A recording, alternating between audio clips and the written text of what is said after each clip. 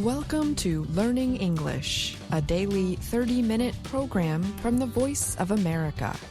I'm Ashley Thompson. And I'm Dan Novak. This program is designed for English learners, so we speak a little slower and we use words and phrases especially written for people learning English. Today, we hear reports from Mario Ritter Jr., Andrew Smith, Dan Friedel, and Gina Bennett. Then, John Russell presents a new Everyday Grammar lesson. But first, students across the U.S. are protesting Israel's war in Gaza. Mario Ritter Jr. tells us how colleges are dealing with the demonstrations differently. Police have removed encampments, released tear gas, and arrested protesters on college campuses around the United States. At Columbia University, New York City police twice came to the school to arrest those who set up camps and occupied a building to protest Israel's war in Gaza. Several hundred people have been arrested. Some students have been suspended and threatened with expulsion. Police are now stationed all day and night on campus. Early Thursday, police began to remove a pro-Palestinian encampment at the University of California, Los Angeles, UCLA. The Reuters news agency reported several loud explosions during the clash. Some demonstrators carried shields and umbrellas to block the police officers, shouting, "Push them back." Others surrendered and were moved with their hands over their heads by police. The arrests came one day after violence broke out between pro-Palestinian protesters and those who support Israel. Nearly 600 kilometers north, the situation has been very different at the University of California, Berkeley.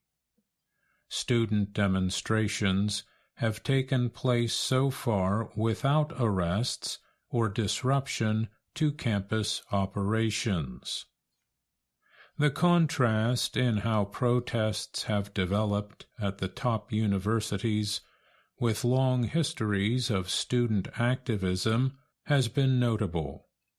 The results show how college and law enforcement officials deal with events that can quickly turn into a crisis. Several other schools, including Northwestern University in Illinois and Brown University in Rhode Island, have avoided clashes between police and students. Education experts say these cases offer lessons in keeping tensions from rising. They say it is important for university officials to learn from experience and balance student activism with pressure from donors, outside groups, and politicians. Berkeley Chancellor Carol Christ has permitted students to maintain a protest space on campus on the steps of Sproul Hall since April 22nd. The building is where Martin Luther King Jr. gave a 1967 civil rights speech. Dan Moguloff is a spokesman for Berkeley. He said the protest space remained in effect Wednesday in the hours after UCLA and Columbia called police. UC Berkeley has long experience with nonviolent political protest, Moguloff said. He added that the school was following the University of California system's policy for demonstrations. That guidance tells college administrators to avoid police involvement unless it is really necessary. Police are to be called when the physical safety of students, faculty, and staff is threatened. That policy is not normal for most schools. Most universities have rules that bar permanent encampments or overnight student activities on campus. The University of California, UC, system has seen in the past where police involvement can lead. In 2011, during the Occupy movement against economic inequality at Berkeley, campus police hit students with sticks. Then-Chancellor Robert J. Bergenow later apologized, and the University of California system turned to the policy of restraint, spokesman Mogilov said. Pro-Palestinian protesters are demanding that colleges end investments in Israel and in companies doing business with the Israeli army. In Illinois, Northwestern University reached a deal with protesters. The activists agreed to remove tents and sound systems on campus in return for a new advisory committee on investments. Protesters at Brown University in Rhode Island also agreed to take down their encampment in return for a vote by the college on whether to divest from companies tied to Israel's military attacks on Gaza. But some deals have failed to end tensions. Portland State University in Oregon agreed to suspend donations from aircraft manufacturer Boeing. Boeing is the U.S. company that makes attack helicopters used in Gaza. But students there have continued their occupation of the library. The Associated Press says the campus was closed on Thursday because of police activity. I'm Mario Ritter, Jr.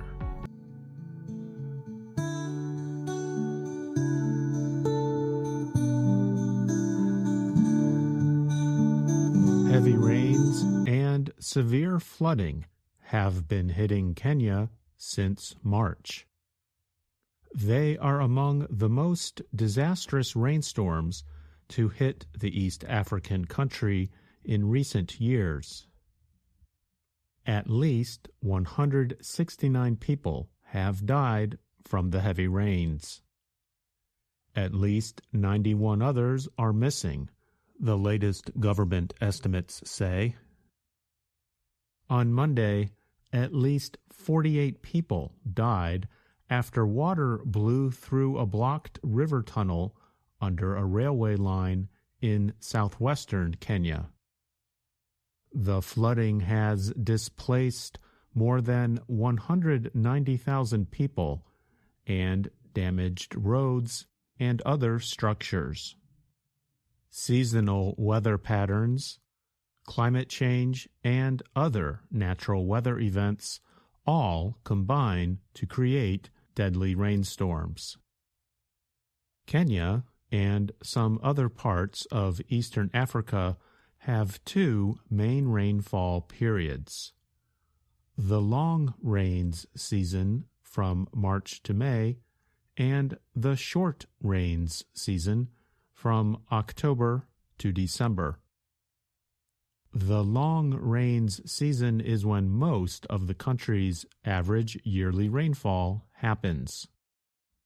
In its forecast for this year's long rains season, the Kenya Meteorological Department predicted above-average rainfall in many parts of the country.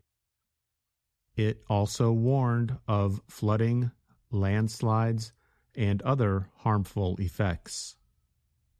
Last year's short rains season saw severe storms in many parts of the country. The meteorological department said Lamu, Mombasa, and Garissa areas received nearly 3 times their long-term average rainfall. Kenya's rainfall frequency and intensity are affected by a natural climate system called the Indian Ocean Dipole. The Indian Ocean Dipole makes the surface of the western Indian Ocean warmer and then colder than the eastern Indian Ocean.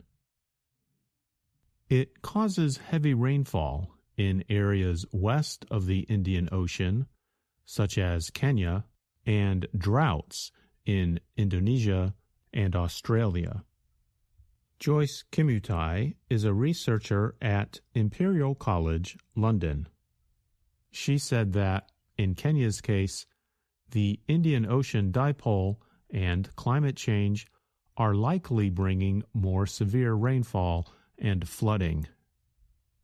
In a study in December last year, Kimutai and other scientists from World Weather Attribution found that human-caused climate change had made last year's short rains season in Kenya and other parts of eastern Africa up to 2 times more intense. It has become more difficult to predict long-term weather in Kenya in recent years. The start and the length of dry and wet seasons have increasingly changed. The Kenya Meteorological Department expects the long rains season to continue into June. In its latest weather report on Monday, the department said it expects heavy rain in 6 areas of the country. It also predicted flooding in low-lying areas and landslides in hilly areas. I'm Andrew Smith.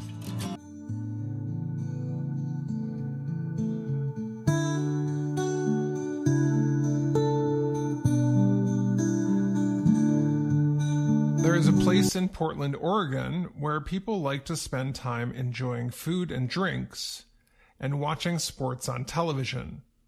Places like it are called sports bars in America. This sports bar in Portland has an unusual name. It is called the Sports Bra, and it only shows women's sports events on television. A sports bra is a piece of underclothing that many women wear while exercising. The Portland Sports Bar is getting so popular that some well-known investors are getting interested. They include Alexis Ohanian, the co-founder of social media service Reddit. They want to expand the sports bra restaurants all over the U.S. Ohanian is also the husband of one of the world's most famous female athletes, Serena Williams. He runs an investment fund that will help business people open restaurants in their cities. Jenny Wynn founded the Sports Bra. She said she only wanted to create a little restaurant. She is surprised by the interest in her business. Things have happened at light speed, Wynn said. The time appears to be right for bars like the Sports Bra because of the sudden interest in women's sports. There are other successful bars that only show women's sports but have different names in cities including Minneapolis, Minnesota, and Seattle, Washington. The recent Women's College Basketball Championship in the U.S. was the most watched ever. Almost 19 million people watched the final game on April 7th. For the first time, that was more than watched the men's final game. 1 week later, 2.45 million people watched the WNBA draft. The event is where professional teams choose college players to play for them. People wanted to see the Indiana Fever pick the University of Iowa's star player, Caitlin Clark. Clark recently signed a $28 million contract to advertise for Nike shoes. Interest is increasing for other women's sports. Almost 2 million fans went to Women's World Cup soccer games in Australia and New Zealand last year. A women's volleyball game played in a football stadium in Nebraska brought in 92,000 fans last August.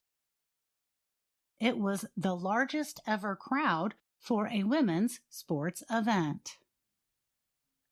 Lauren Anderson is director of the Warsaw Sports Business Center at the University of Oregon. She called the current time a pinnacle moment, adding that women's sports seem to be more than just a flash in the pan. Wynn said sports bars were not always welcoming to women. A sports fan all her life, she said she would only go to sports bars with friends because she felt uncomfortable going alone. She remembered that people who worked at the bar would not always put women's sports on the televisions. She said she wanted to start the sports bra to flip the status quo. And now that the restaurant has been in business for several years, she has a favorite memory. It came in 2022 when a large crowd came to watch Serena Williams' final match. People cheered loudly when Williams made a good shot, and the whole bar was quiet when the players were hitting the ball back and forth. Toward the end, she said, many people got emotional, thinking that they would never see Williams play again. They started crying, and Wynn passed out facial paper so people could wipe away their tears. Williams' final match was on television all over the world, but fans came to enjoy it together. Wynn said people were watching through the windows because there was not enough space inside. But not every women's sport is easy to find. College and Olympic sports like water polo, volleyball, tennis, softball, and others are rarely on big TV channels. It can be costly to purchase a special TV channel that only carries smaller sports events. A place like the Sports Bra offers those unusual games for people wanting to see them.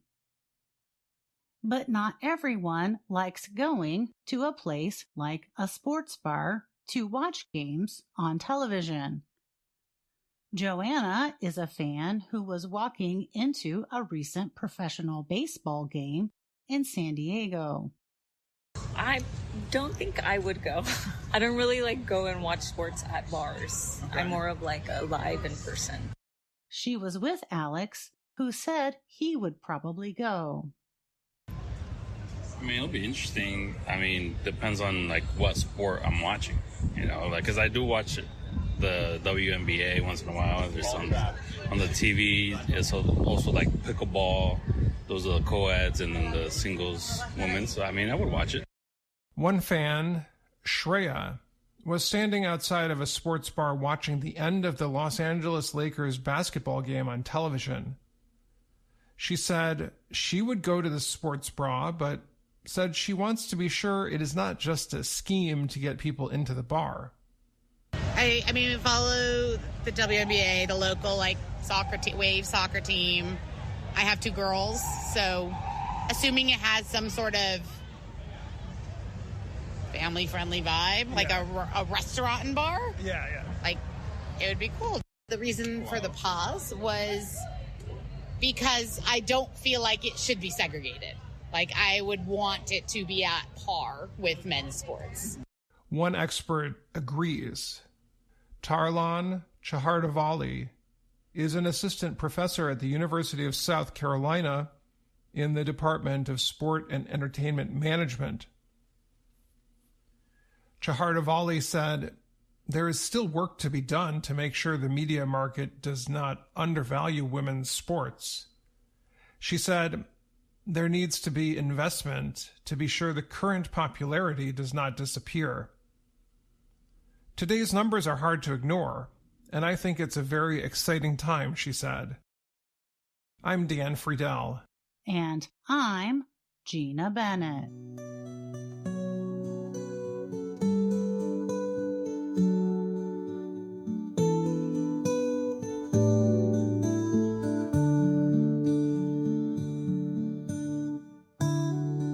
In last week's Everyday Grammar, we explored large numbers in the news. We learned about numbers such as 1,000,000, 1,000,000,000, and 1,000,000,000,000. We asked our listeners and readers to write us messages about their countries. Today we give feedback on some of the messages we received. We will learn some ideas about English grammar. We will also learn a little about the world around us. Let's start our lesson with Afghanistan. An unnamed VOA Learning English fan wrote us 2 sentences about Afghanistan, both involving the large number 40 million. The writer uses AFS, which is the plural short form for the Afghan currency, the Afghani. UN announces $40 million aid for Afghan government. Every year, Afghan government spends almost 40 million AFS in education section. We suggest adding a few elements to the first sentence. We can use the article the in several places. We can also include the short word in. Here is one way we might update the sentence. The UN announced $40 million in aid for the Afghan government. In the second sentence, we might change the final noun. Instead of section, we might use sector, which suggests a field of the economy. Here is one way we might update the sentence. Every year, the Afghan government spends almost 40 million AFS for the education sector. Now let's turn to a message about Turkey. Here is what Emra wrote.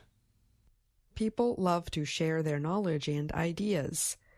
Every day, 4 millions of blog have been written, 80 million photos have been shared on Instagram, and 616 million twits, which is meaning 7.1 thousand twits per second, have been posted on cyberspace on Earth planet.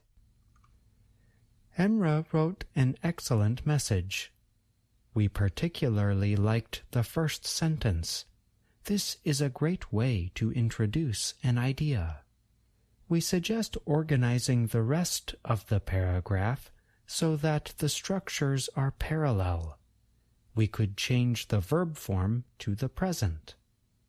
We also might slightly change some wording. For example, instead of saying 4 millions of blogs, we might instead say 4 million blog posts.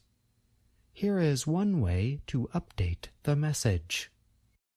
Every day, 4 million blog posts are written, 80 million photos are shared on Instagram, and 616 million tweets are posted, a rate of 7,100 tweets per second. Next, we read part of a message from Lucas in the Czech Republic. Lucas wrote one sentence for each large number, 1 million, a billion, and a trillion. We enjoyed how Lucas used a wonderful verb, hover. It means to hang over a point or to move around over a place. Here are the sentences. The population of the Czech Republic has been hovering around 10 million for many decades. Billions of Czech crowns are sent every month to seniors for their pensions. Our country is too small to have 1 trillion of anything. While the Czech Republic may be too small to have 1 trillion of anything, we imagine that millions, if not billions, of people would love to visit it. Let's end with a message from Japan. Ishi wrote, On New Year's Day this year, a major earthquake struck the Noto Peninsula, located in northern Japan. The total damage is estimated at $16.6 billion. Ishi's writing is excellent. We would offer a couple ways of changing the sentence so that it contains the same information. Our suggestions relate to style and not the substance of the first sentence. One choice would be this. On New Year's Day this year, a major earthquake struck the Noto Peninsula in northern Japan. Another choice would be this. On New Year's Day this year, a major earthquake struck northern Japan's Noto Peninsula. We were impressed by all the wonderful messages we received. We were not able to use all of them in this lesson, but some of them might make appearances in future lessons. If you have any questions or comments, please send us an email at learningenglish@voanews.com. I'm John Russell.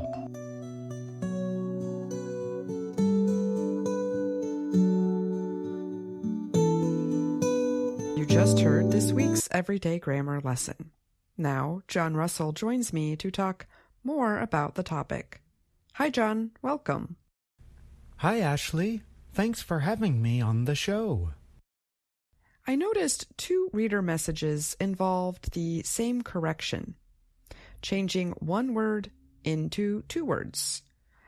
Could you talk more about that? Absolutely. Our program is called Everyday Grammar. In this case, everyday is one word. It is an adjective meaning used or seen every day. But there is also the structure every day, 2 words, as in, I go to school every day. That's right. In that sentence, we have the noun day being modified by the adjective every, meaning some repeated activity or event. So we might say, people post on social media every day. This means that people regularly post on social media. Every and day are 2 separate words in this case. Right. And we might say that people use everyday language on social media. In this case, everyday is one word. It is an adjective describing language. What kind of language do people use? Everyday language. Thanks a lot, John, for coming on the show to talk a little bit more about that issue. Thanks for having me. See you next time.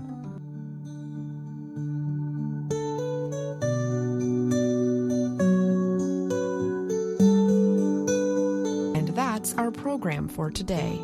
Join us again tomorrow to keep learning English through stories from around the world. I'm Ashley Thompson. And I'm Dan Novak.